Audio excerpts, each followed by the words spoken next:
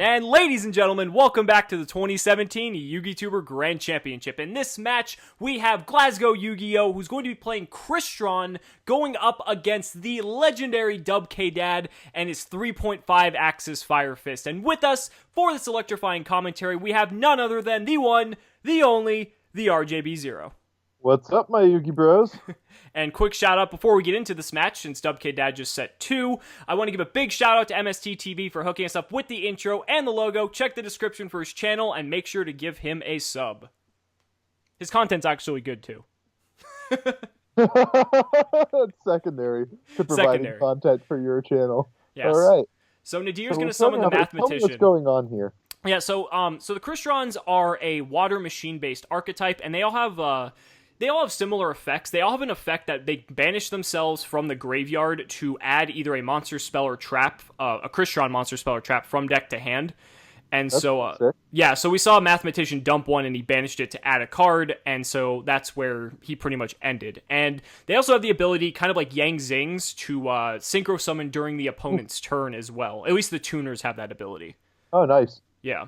So we see Bear coming down. Ooh, this is already going to get dirty.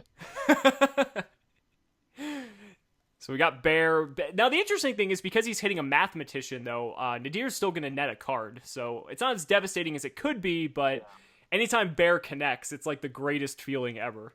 Bear is incredible. It's like a 1-card +3 if you use it right. Because you get its effect for a +1, you run over a monster for a +1, and then you get its other effect for a +1. That card's a powerhouse. But I don't know, with a huge hand of resources like this, I don't know if you can tell me whether or not this is going to do something, but it looks big. It just looks like a pretty plethora of colors on my end.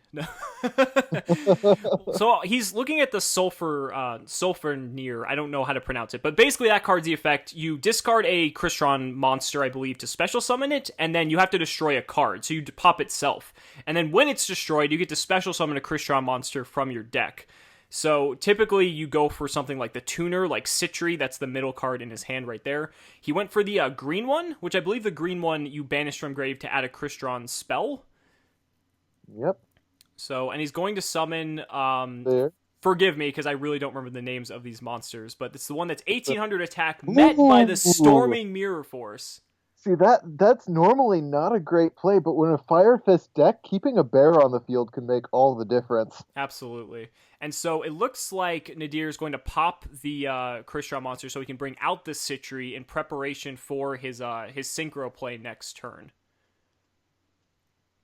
And then he's going to probably activate he could activate the one that's engraved to possibly add a monster, because I believe that's the one that adds monsters. Citri is such a cool card. So Citri has an effect that, it's a quick effect. When you activate it, you special summon a Chron monster, then immediately after the effect resolves, synchro summon using, monsters on your field. That's pretty damn cool. Yeah. All right, here goes the tanky. The pluses begin. Mm-hmm. Now here, Gorilla's probably pretty good here, because you can pop the back row if you're really worried about it. Mm-hmm. But you still have to worry about the fact that Citri can potentially go into cards. I believe he's actually also only locked into machine-type synchro monsters if he uses these effects. Mm. So all the Chron synchros obviously are machines, but then you've got stuff like Ally of Justice Cataster, you've got Powered in Zektron. There's some other synchro machines as well that he has at his disposal. And here the Bear is going to whiff, unfortunately.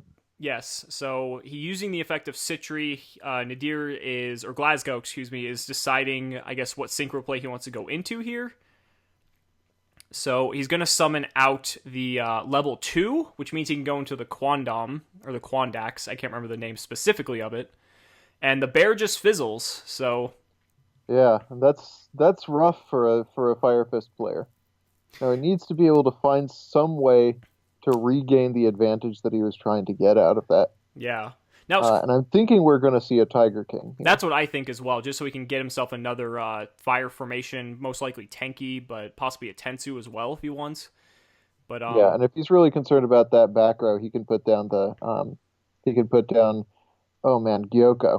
Mm-hmm. Just to lock out the back row. I think we're going to see a tanky. Yeah, and Quandam's a really cool card as well, because it has the same effect as Citri, so it allows you to synchro summon during your opponent's turn with it. You don't get to special summon a monster, But it's just cool that it pretty much allows you to kind of go into that, and then if you have additional monsters, you can continue synchroing from there. And itself, I believe, yes, it's a tuner itself, which is also relevant. That's pretty sick. Yeah. So he's grabbing the Tensu. Tensu. Interesting. This tells me he's got more to do with this turn. Maybe a wolf bark in hand? That would be disgusting if you actually had a wolf bark right now. So yeah, a wolf bark would make a huge amount of difference on this kind of field, depending on what he's got in his extra deck. Yeah, absolutely. So Dubkdad using the effect of Tiger King, which is interesting. Yeah. I don't know. I mean, I guess he doesn't want Glasgow to have any potential to synchro. If his trap card allows him to special summon or anything like that. Yeah, and that makes sense. Oh, the wolf bark! Oh man, there it is. Do you remember when Wolf Bark was like a $50 card? Oh yeah, and this is the reason, because it produces so many plays in this deck. Mm-hmm. That's nasty. Oh man. God, how much were like ulti bears going for back in the day too? Like, weren't they over 100? Or were they like 80? They were pretty up there. I don't think they hit the triples ever. Oh, okay. Going into the battle phase, interesting. So I wonder if he's going to try and keep the bear on the field for a turn, so that he can keep the wolf bark going. Yeah. Well, Quandax has an effect too that when it's destroyed, he gets to special summon a Crystron from his grave. And this can be relevant because depending on what he brings out, I believe it'll trigger the effect that it can pop itself, and then he can bring out a Citri, and then he has his Synchro plays back online again because Citri will be just sitting there. So, boy. And so he's going for the Sulfurneer, or the Sulfur something. The yellow one. The yellow one. The Sulfur one. I know that. The Sulfur one. I've just been calling it the Sulfur one. It's really annoying to me that Konami keeps recycling archetype themes. Like, they keep recycling the tarot card theme, and they keep recycling, like, the rock theme that's like rock names. But are they recycling it as much as Scrap Recycler? That's almost as bad as like the Konami official live stream commentary. I'm sorry, I had to. It was too easy. So I guess I misspoke. I guess Sulfurneer doesn't actually trigger when it's special summoned off of the Quandax. So, which is fine. Man. I mean, he has plenty of other cards that he can trigger anyway, and he has a Citri in hand, and he has Regeki. And he's Regeki. Regeki is going to get him a huge distance, because the reason why he would have kept that Wolfbark on the field is because he was hoping to pick up some more advantage next turn. He's going to lose every play he could have made off of that. Yeah, I know he's really he's being a little greedy trying to keep that Wolfbark alive, but in the situation you're in, I mean, maybe he feels that it's worth it. We also don't know what his back row is. Yeah. We also don't know what his hand is. That's true. Like, if that Wolfbark is the only real card he's got, it's, that's the type of play you have to make after having used Tiger King. Although, and the Wolfbark dropping the Regeki. There's the Regeki. Ooh. I wonder if he thinks... Now, like I said, I am by no means familiar with Crystron, so I apologize for that. I'm doing my best. But if there's some way that he can get some OTK in, which doesn't look like it because he's just going to swing for 38, I would have loved to see that. Well, he's got Impact, but it doesn't look like we're going to see it. So he's using the effect of Rosenix, so this is where it's going to pop itself and most likely bring out Citri. Oh, he also has Rion as well. Okay. Rion has the same effect as Citri, where it can special summon stuff back. I believe... Oh, the Torrential! Wow! That'll keep big. him in the game, but it doesn't seem to me like the rest of his hand is live. Yeah, the only unfortunate thing is the Torrential still triggered the Sulfurneer, because when it's destroyed, it triggers, so that he can pretty much get back exactly where he was. And wow! Ghost Ogre! The Ghost Ogre! Oh my god, that's nuts. But unfortunately, 3.5 access does not do great in a simplified game state unless he's got a 3-fire in the graveyard. Right. Draws into a spirit or even a leopard. Well, under Tensu, a leopard could get him there. Yeah, so Glasgow banishing the Thisvern, which allows him to add a Crystron monster. And he already used his normal summons, so unless he can use Impact... Or I guess banish. He could use Sulfurneer as well. because Sulfenir can trigger from Grave, Mm-hmm. and I don't believe it's... actually, I think it is once per turn. So maybe he can just banish for more resources at this point, but other than that, I don't really think he has a whole lot he can do this turn. He's probably just thinking of a way if he can get the Citri on board. Yeah. Because that's his best way to just ensure he has some sort of protection. Now, a bear here would make a huge difference. Oh yeah, that would be a legendary top tech. Let's see. So he's activating the tent. He's using the tent. There's the rooster. Oh, that actually does it. That gets him the spirit. Mm-hmm. Okay. So now he's gonna grab the Tenki. This could be exactly what Dubkdad needed. Yeah. Because this is the combo. This is the combo that gets you the massive amounts of advantage that this deck can put down. And I'm because Rooster, aside from its add to hand effect, is not a once per turn effect. Mm-hmm. So if he summons another Rooster from the deck and gets a recycle on that Tenki for something like Tenkin or Tensin, or even another Tenki, he's in just amazing shape. Yeah, and I don't really think Crystron Impact actually does anything here. So there's Horse Prince. Now Horse Prince is going to come out and do its thing. God, the last time I remember seeing this deck was when Jeff Jones played it. Just randomly. And just wrecking people. And then, like, everyone was freaking out. Yeah. Because of the fact that they're like, oh my god, Fire Fist is good again. And people were just buying out Horse Princes and everything. Oh, I love the secondary market in this game. Oh, yeah. So there's the Spirit.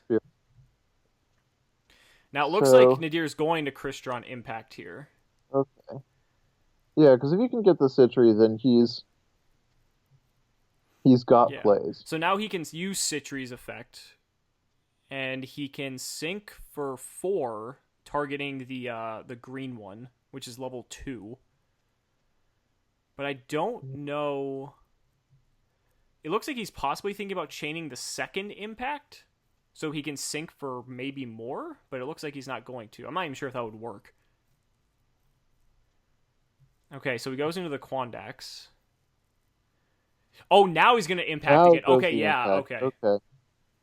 So now this makes sense, because the Quandax can actually sync again, but I don't know what he's going to go into here, because he's locked only into machine... Actually, I'm not... Oh, you're not locked into machines. Whoa! Black Rose. Woo! Okay, that was big. That makes... Oh, man. See, this highlights one of the major weaknesses of 3.5 Axis as a deck. Oh, man, the Iron Call off the top. Wow. This really highlights the main weakness of 3.5 Axis as a deck. Its defensive plays are pretty minimal. Mm-hmm. And now Dubkdad just left with an exposed board. And we have Scrap Recycler, which is basically mathematician for machines, I guess is the best way to put it. Yeah, let's see. And now he's got the Iron Call to possibly bring back anything else. Yeah, I completely misspoke. I thought there's certain Crystron effects that lock them only into machine synchros. I think it's specifically the ones when they pop themselves on the field to special summon. I think that one for sure locks them into it. But I guess... Oh man, he has game. Yeah, and he's pulling up the calculator to see. He has exact game. Yep. Wow, that is crazy. Wow. So GlasgowYGO taking game 1 with Crystrons. So what do you think, Robert? How do you feel about seeing this deck? I know you're not exactly too familiar with it, but I mean, I like anything that synchros. But this is a really interesting take on the mechanic, in that it isn't necessarily, like, it's very focused around the synchro material, but it's very focused around a particular set of synchro material, and aside from that, it's just a game of keeping resources on the board. It's not about making big boards the way that most synchro decks are. This one's just about using your synchro plays as a way to maintain a field presence, and I think that that's really cool. It seems pretty easily disrupted. I would agree. And it seems pretty easily outpowered. Yeah, absolutely. So if Dubkdad can get a big field and can pick up big advantage at the beginning of the game, then he's got this game. Mm-hmm. But if he can't, I think that Glasgow will be able to grind him out pretty easily. And that's not an easy feat against a Fire Fist deck. Yeah, I would agree. I think that one of the biggest flaws of the deck is that if you can find a way to out Citry and they don't have any way to kind of come back from that, like if they don't have impact or anything, they're in a lot of trouble because they maintain their board presence by using stuff like the Synchros to kind of disrupt their opponent's plays and then kind of take the board back during their turn. Yeah. And So, his spell speed too, Black Rose, is amazing. yeah, that was really, really cool. I will never knock a Black Rose that you can use during your opponent's turn. Let's see. It looks like he's going for the 3 combo. Mm-hmm. Grabbing the It's Rooster. interesting. I've always considered, unless he's not playing Leopard at all, which some 3.5 axis players don't, I've always considered Leopard to be the better opening 3-star. Mm-hmm. Because it leaves your roosters in the deck to summon to get the extra plays off of Horse Prince. Mm-hmm. But that may just be my ignorance showing as a 3.5 axis player. Oh, you know what it is? It's because he didn't have access to the spirit play. Yeah. Okay. Yeah, because if you don't have spirit, then you can't do anything with that play. Yeah. In that case, Rooster is better because it's reusable. So Nadir going to starting off with the Twin Twister potentially here, but playing into 4 back row with a deck that's so fragile, I guess. I mean, the last game I commentated, I said opening with a Twin Twister isn't the best move. Then that won him the game. That's true. So I'm not going to say anything. Yeah. And actually, there's only 3 back row because we know one of them's a Tenki. Okay, so the Smogon going to destroy itself for the Citry. And what also is cool about the Christrons as well is that they also sync using multiple tuners as opposed to multiple non-tuners. That's pretty cool. I believe Crystron Phoenix and the other one, the level 9 that banishes cards, I believe those are both made using multiple tuners and a single non-tuner. Interesting. Yeah. I think that's kind of cool. That's the first archetype to really utilize multiple tuners. Yeah. All right. So Tenki getting flipped here. I mean, if I were Dubkdad, I'd just go into the spirit play at this point. He didn't see any live back row the last game. Mm-hmm. He didn't see anything like a Solemn Strike that would make this a risky play.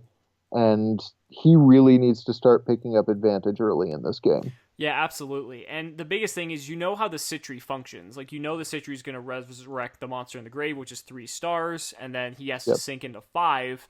Catastor is a 5, but again, I'm not super familiar with the Crystron monster, so there might be a level 5 Crystron that's just incredibly good that I'm unaware of. I know there's one that switches, I believe it switches all special summon monsters to defense.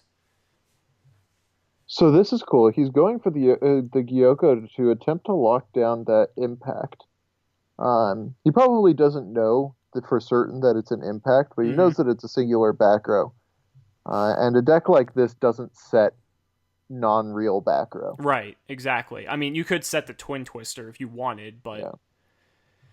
Okay, so it looks like... Oh, it does look like there's a Crystron. There is. Amatrix. I think this might be the one... Change all face-up special summon monster your opponent controls to defense position. Yes, this is what I was referring to. I couldn't remember if this was a level 5 or a level 6. So, the unfortunate thing about the Amatrix is that it only triggers when it's summoned, so it's not like a permanent effect. Interesting. So, he's using the Lost Wind. That's a very strange choice. Maybe he wanted to... No, I'm really confused, because if he wanted to just lower the attack points, he could have done that in the battle phase. Yeah. Heck, he could have done it during the damage step. Mm-hmm. Now, one thing I'm curious about is the Amatrix also a tuner? Oh, he just highlighted it. I know, he highlighted it for a second, because if that's a tuner, that's actually a very legitimate reason to Lost Wind. Oh, that makes sense. No, it's not a tuner. Okay. Interesting. Yeah, I'm really curious what he wants his move to be. Because now Rooster can easily just attack over the Amatrix, but it might also have an ability that... Ooh, Gorilla's good. Ooh, Gorilla. Okay. Okay. So Gorilla, when he kills the That's real. Amatrix, is going to trigger, which will get him another fire formation. And that'll get him the Tensu that gets him to his spirit play. This is big. Yeah, that's big. And it looks like Amatrix does not have an effect that when it's destroyed, it special summons another one. A lot of them do. Oh, it does. If this card's Synchro summon destroyed by battle card effect, you can target one in your grave. Oh, he doesn't have any in grave. Okay, that's why. Yeah. Most of them were from deck, so that's what was confusing me. That's fine. Let's see. So he's going into the Tensu, into the Spirit. I kind of like that he's not attacking into the Crystron because he doesn't want it to trigger and get into another Citri potentially. Mm-hmm. So he could actually... Does he have a way to get into... what's the rank 4 that Fire Fists play? Not Tiger King, the other one. You mean Cardinal? Yeah, Cardinal. He could Cardinal it away potentially. He's used his normal summon already this turn twice. So he can't go I don't to a rank see it 4 being a possibility. That would be a good answer to it, though, if he had the chance. But I'm seeing a very live hand from Nadir. He has both the Citri and the Instant Fusion with Twin Twisters to back it up, already knowing what 2 of his opponent's back row are. Right. At this point, you just Twin Twister the 2 and then unknown the back Iron row. Call off the top deck. That's pretty good. That's a very good hand. So but he doesn't have a 4 in the grave, a 4 under in the graveyard for Instant Fusion. He has to really rely on this Citri play going through. Yeah. Well, he could potentially sync with the Citri, too. Or, I mean, with the Norden, I meant. That's true. But he... Oh, except he would have Ronin Totem, which can't be used as a Synchro material. Yeah. So he's Twin Twistering the back row, as we assumed. And, wow! Starlight Road! Oh, my God! Oh, my what God! a play! What? That has to have... That has to have been a meta call by Dubkdad. That he had to have been anticipating that people were going to be playing against him. That makes such a big difference. I would just scoop. God. I mean, I guess Nadir's hand isn't terrible, but I don't know. After that... Oh my goodness. Wow, he just went -2. That's amazing. Well, in his defense, the Ronin Toto wasn't doing anything anyway. That's fair, but a minus is a minus. A minus is a minus, yeah. And I guess the Ronin Totem is engraved, so if he happens to get another frog, he could make Toad. That's true. That's cool, because Citri is a level 2, so he could make Toad just the normal way. Toad requires an Aqua. Oh, is it Aqua? I thought it was Waters. No, are you kidding me? I would love it if it were. Oh, I bet. Diva, so you could Diva into Infantry into Toad. Oh boy, that would be so good. I'm just so used to you either Bahamut out the Toad or you summon it with Paleozoics, and Paleozoics are water, so it's all good. Okay, so he goes into the Ryan or the Rion, however you pronounce it, and no, Crystron Rhino. Rhino. So he has some plays here because Citri's a 2 and Rion's a 3, and he could Iron Call another 3 back, and that would be 3 monsters to make Crystron Phoenix, I believe, which is 8. Unless Phoenix is 9, and I'm completely wrong. And that's the one that wipes back row entirely.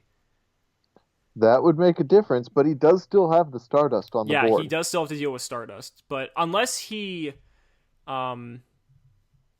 Oh, interesting. He's looking at Chambara. Yeah, I was saying he was looking at Chambara there for a second. Chambara could potentially be a factor if he has some way to keep it on the field. But if Dubkdad has a bear, that Chambara is going to be very short lived. Yeah.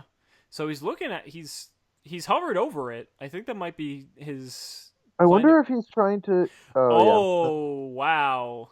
So the time limit actually got to Nadir there. Well, I don't think he had a live play. Unless there was an Axel Synchro move he could have played, I would not have been favorable toward his odds. I was gonna say I'd be really interested to see if he could come back from that. Because, okay, seeing what you saw, how would he have to deal with that? Because you pretty much have to deal with the Stardust before you can deal with anything else. He doesn't have the materials for Trish. I'm not too familiar with the effects of the Xyz monsters or the Synchro monsters in this deck. Phoenix is a Heavy Storm or a Feather Duster, I think, and then the level 9 one banishes cards, I believe. Ooh, so starting off with Swap Frog here. Swap Frog, that's gonna make a difference. That is, so we might actually see some totally awesome plays.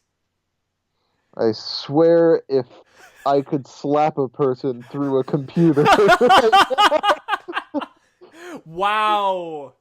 Ooh. Ghost Ogre on the Swap Frog. No, this is going to make a difference because Ronin Totem is utterly useless until he gets another Swap Frog. Well, yeah, that's true. I didn't see any other rank 2s that he could make. I think he was just playing Toad, if I was correct. Yeah, that's what I was seeing. Okay, so he's going to use the Thistvern, so he's going to search for another Crystron. That's what's so cool, though. Like, Swap Frog, you pitch them, and then they recur the advantage anyway. That is pretty cool. Yeah, so the Sulfafnir is going to trigger, summoning itself, pop itself. Probably going to end on a Citri here, potentially. He still does have a normal summon, so he could probably go beyond that. But I'm not exactly sure. I mean, you've already... I don't know. It's not looking too good. So he summons out the Rosenix. Now he's going to use the Rosenix effect to do the exact same thing. Bring out the Rion. Now he's going to summon the green turtle one. I'm learning the names slowly. What incredible eloquence from your host. Okay. Oh, and that's cool. So he uses the Smogger to banish, to add the Impact. So that's actually really good. He's got some good setup now because Impact can revive one of the banished Crystrons, and he has 2 tuners currently on the board as well. One of which being Citri. Yeah, so he can Citri revive from the grave. I don't know what Rion does. I don't know. It might have the same effect where it special summons like Citri, but I'm not 100% sure. Gyoko coming down. Wow. Oh, that's gonna hurt. Basically, this forces Nadir to... he has to use this in response. Yeah. Because if he uses Citri, isn't he allowed to use Impact? Yes. Yeah. It's like same thing as Night Beam. Yeah. Yeah, so he's going to have to do this now if he wants to. But the problem is, all the Crystron monsters want your opponent to have monsters on the board before you really do anything with them. I mean, that's not going to be a problem if he can do the spell speed 2 Black Rose, which wouldn't leave him with anything to work with, but it's a play he's got at least. Yeah, if he can do an opponent's turn Trishula play though here, that would be true.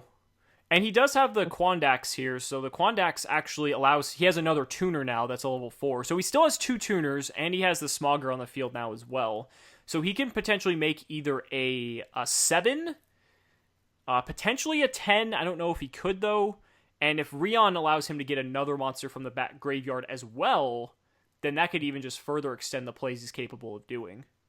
I'd say that I didn't see if he had a Moonlight Rose. I don't think he did. He could do Trish. He has the board for it. Isn't the 3 on the left a tuner? The 3 on the left is a tuner. The 4 is also a tuner. And if the 3 brings back a 2... Oh, actually... Oh, that's true. I'm sorry, no, because that would actually be 2 tune... Actually, I don't know if it needs to be used as a Synchro material in the effect. I would assume it does, but I know you get to Synchro summon. But anyway, Dubkdad getting the Tensu, and...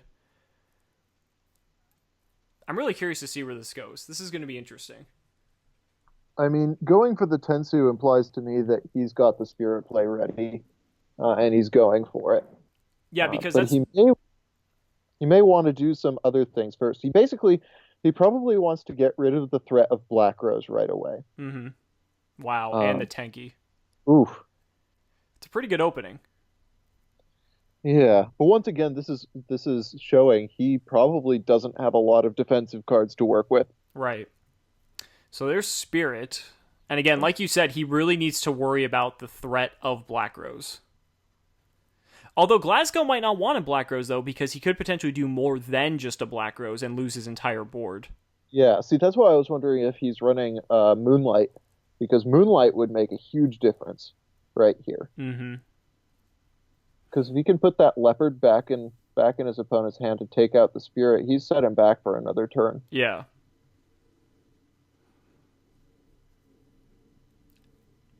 So he's sinking for Horse Prince. Ooh, Vulcan! Vulcan! Okay. Ooh, that's spicy. So Vulcan's going to target the Tenki, and I would probably target the Quandax here. Yeah. I mean, you can't get rid of both tuners, so I guess you might as well get rid of the one that could potentially make the Black Rose, unless there's a level 4 engrave that he can bring back with Rion. Yeah. Oh, so Rion special summons from Banished. I just saw it because we had it right up there. So Citri's Grave, Rion's Banished. Okay. Okay. So he's doing something with... Is he going to be able to do the Trish play? No. No, interesting. Ooh, he's going to summon the shifting Amatrix. Vulcan to defense. That's what he's pulling here. Okay. Right. Yeah, so that's pretty good. Okay. So I'm a little confused right now as to why Quandax is still on the field. Maybe he targeted the Rion. Oh, that's possible. Yeah, that has to be the reason why. But no, that was good because that actually prevented Vulcan from being able... Actually, no, Vulcan can't attack when he uses his effect, can it? I don't remember. Well, in any case, Glasgow pretty much stopped that from happening one way or another. Yeah, this puts Glasgow pretty far ahead. I would say so as well. But I don't know, Dubkdad with that back row. Who knows what it could be? We've seen Dubkdad. He plays Storming Mirror Force. He plays Starlight Road. I don't know. If I were Nadir, I have to respect the back row. Yeah, and if that's a strike, that could also make a big difference in this game. Yeah, absolutely. A torrential? We've seen we've seen torrential as well. Although some of the Chrystrons have the ability to just resurrect, so we wouldn't really lose too much to torrential. Mm-hmm. I think Storming's definitely the biggest one here. If he decides to go all in, that is.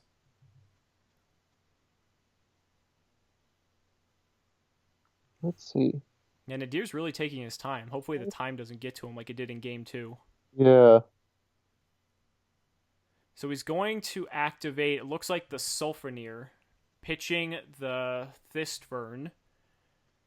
And now, if he can put a 2 non-tuner on the board, he's got this game. Mm-hmm. Yeah, it doesn't look so like he it. popped the Amatrix, which allows him to special summon one from the graveyard. He's going to bring back the Rosenix. And he has a Bahamut Shark play. That's pretty strong. And it doesn't... He might... If he has a Solemn Strike here, now's definitely the time to have it. Yeah. Ooh, Lost Wind also works Lost too. Wind. Yeah, that'll put him there. What do you think about Lost Wind in 3.5 Axis? It puts in work, especially with how battle-oriented the deck is. Mm-hmm. I like the fact that it doubles as a battle trap and as effect negation. Sure. So it's breakthrough skill essentially that also works to with the synergies of like Bear and things like that. Yeah, and back in the day, the deck did run breakthrough skill. Well, that was like the best available hand negation or effect negation outside of like Effect Veiler. Yeah, I'm not certain. I would have. Some decks were actually running Horn of the Phantom Beast, weren't they? Yes. Yeah. That was especially common in +1 Fire Fist. +1 Fire Fist, yeah. I would have gone with Strike over Lost Wind if he's not running Strike, and I can't imagine he's running Strike and Lost Wind in the same deck with the amount of space that you have in 3.5 Axis. I don't know, man. It's Dubkdad. You never know. Going for the Chambara here. Oh. And so now he's going to reset the Lost Wind since Chambara was special summoned. Yeah. So I don't know about this. Is this really the best play he has at his disposal? I mean, like I said, 3.5 access is very battle oriented. Hmm. If he can get to a bear, then he's going to be in pretty good shape. But otherwise, Chambara makes a difference. And the other thing is, even if he has the bear, he's going to have to choose. Is Lost Wind's attack loss permanent? Yes, it's permanent. Okay, well then he's not going to have to choose. Yeah. That does raise some questions, but it does make for a live black rose. I was going to say, he's not in terrible shape because he already has the live Black Rose because Citri plus Chambara equals Black Rose, and then he has You know Impact. what he might have? Hmm. If he has a 3 non-tuner, or if he has a 2 non-tuner, he's got Trish again. Yeah, and with Impact at the ready as well, he has another Citri banished, so he potentially has 2 Synchro plays here if he needs it. And that could just be huge, because Citri can just get back something from the graveyard, and then he can go into... if he gets back the green Crystron, that's level 2, that makes Trish, so he can just Trish Dubkdad right now, and then Impact, do something with that, use Citri to bring back something else, and then have another Synchro play entirely. This may be in a situation, though, in which Dubkdad is making me eat my words about Lost Wind, because Lost Wind is a great protection from Trish right now. Yeah, absolutely. So, Dubkdad adding the Wolf Bark, but there's no other level 4s in his grave currently. So he's going to tense... Oh, the bear. That 1900 bear as well. That's awesome. So now he's going to use bear. He's probably going to get rid of Goyoku here. And he's going to target the Chambara. Now here's where Nadir has to potentially think... Force out. Yeah. That's going to force out whatever play he makes. This is going to force out either the Citri or the Impact in some form or another. Because... Wow, or not. I guess he's just going to let it go. I guess he doesn't care. Interesting. Because, okay, let's think. If he used the Citri, he could have Black Rosed, but Black Rose would be negated by Lost Wind. Mm-hmm. But then he could impact it back, or impact another Citri back. I don't know. It's a tough call. Wow, double bear! Oh my god. Oh my god. That's going to make a difference, because you know what he also has live now? He has Cardinal. Yeah. This is going to be huge if this connects. I don't think it's going to, but... Yeah, if you're Nadir, you have to start making plays here. Yeah, because Dubkdad is going to accrue so much advantage from these bears if either one of these connects. Lost Wind targeting the Citri. But here you use Impact to go for Amatrix. Yeah. That's what I'm thinking. So that's what's... So it looks like Impact has an effect that when it's banished and it's a trap, so it's chainable, it actually negates a card that's targeting a Crystron monster. So... That makes a difference. Yeah, it does. So the thing is now, Amatrix is online, but the problem is he's going to have to use that Impact to summon something else now, I'm assuming? Because those bears were normal summoned, so Amatrix doesn't really do anything here. Yeah. Wow, and the bear connected. Ooh. Yeah, see, here goes bear being a +3. Mm-hmm.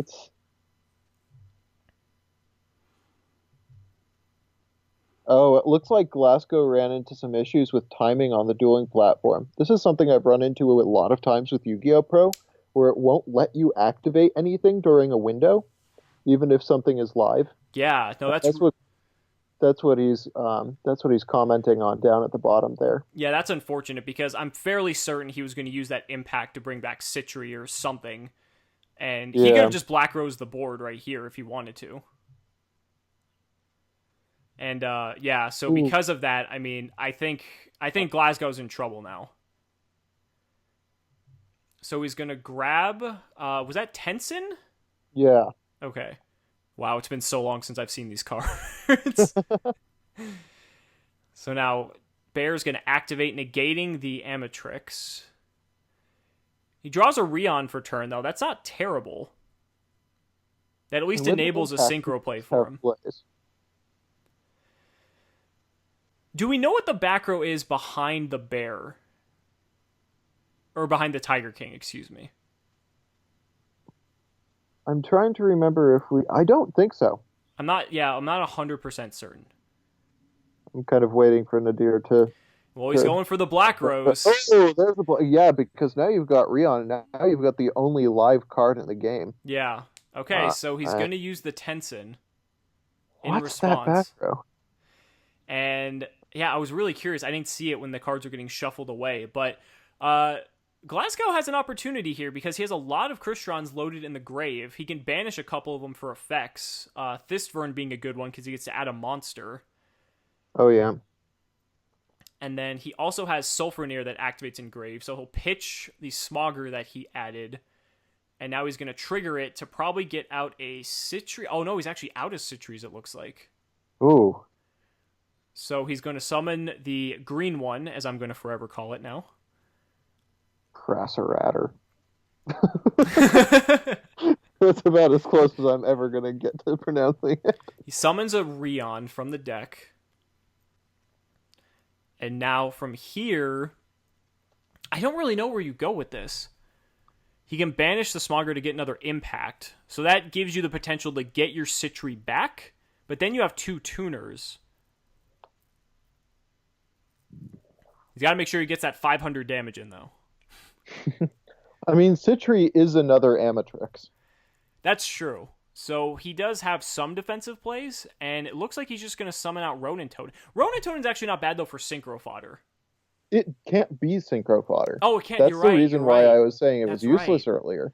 I mean, otherwise, Ronin Toad would be just like one of the most broken cards in the game. Maybe Glasgow's just trying to wall up then? I'd say that's probably true. I mean, which is interesting because 3.5 Axis is not a high damage deck. Yeah, I really don't know why else he would summon out that Ronin Toad. Because I completely forgot you can't use it for Synchro. Synchro material. Maybe he did, because if that's the case, that kind of changes some things. Because that opens up so many more plays for him if he thought that. Yeah. Okay, so he's going to banish the Rose Nyx, and it looks like that gives him a token. Interesting. It's interesting. It's a level 1 token. Oh, he's going to sync up for the Quandax here. Okay, and he does still have his normal summon, so he could go for the Rion here. Interesting. Yeah, I'm loving just like learning this deck as Glasgow's playing it. This isn't the only Crystron that's been in the first round, but oh, Wolfbark. I mean, Wolfbark is huge here. That's correct. Yeah, well done, Dubkdad1. He had that Wolfbark in his hand too, so yeah.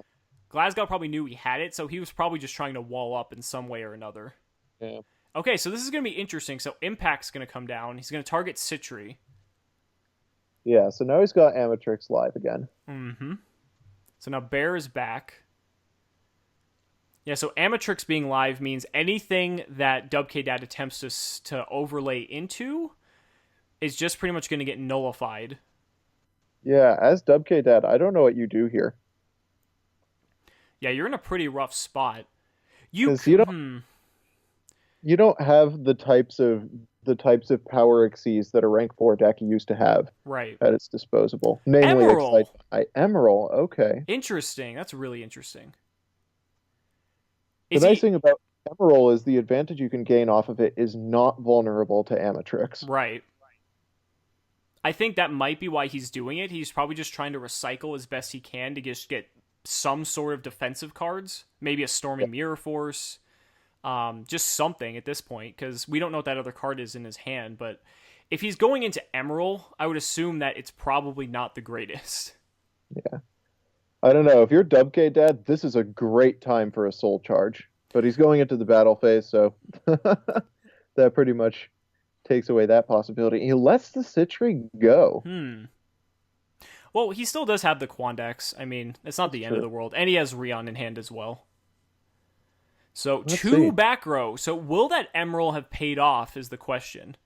Yeah. Unfortunately, we don't. You wanted those as a bluff. Unfortunately, we don't know which card Emerald drew him into. Yeah. That would have been really funny. But, I mean, Glasgow has the Twin Twister. Yeah, and he's got resources in grave. He doesn't have anything to fear from that Emerald right now. Right.